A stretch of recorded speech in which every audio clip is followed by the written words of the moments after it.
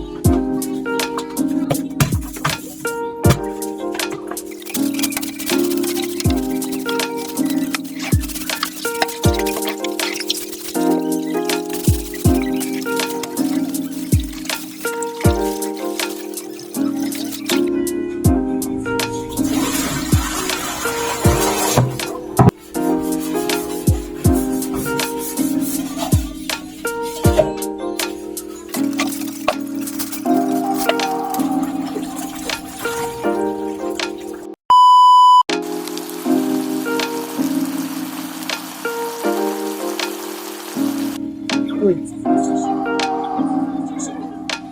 Mamaya maligo na. Ang oras na alas 10 na.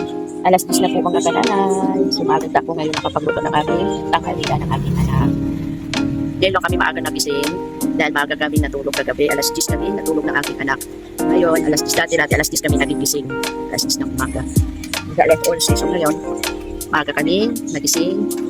Alas 5 gising na kami. So mamaya-maya po, dahil alas 10 na dito at alas 5 na rin doon sa Saudi, so mamaya-maya tatawagan ko ang aming papas, gigisingin namin siya kasi pag ganitong oras na alas 10 nagpapagising na yon, dahil minsan pag hindi ko ginigising yun, ano na siya, nalilate na siya sa kanyang trabaho. Kaya minsan pag hindi namin tinatawagan, nagagalit din kasi sasabihin, ba't yung hindi tinawagan? Yun ang sasabihin niya. Kasi sa sobrang pagod niya sa trabaho maghapon, tapos yung tulog, sa gabi lang siya nakakapagpahinga, baga natatakaw siya sa tulog, kaya minsan, ano na hindi niya na namamalayan yung oras na umaga na pala. So kaya minsan pag ganitong oras alas 10 sa Pilipinas, tumatawag na kami sa kanya para gisingin na din siya.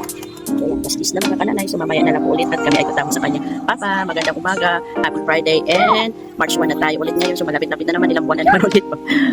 Mag-ano na, magdi-December. So Ramadan na pala po ngayon dyan sa Middle East. So Ramadan Mubarak. Ganda, okay.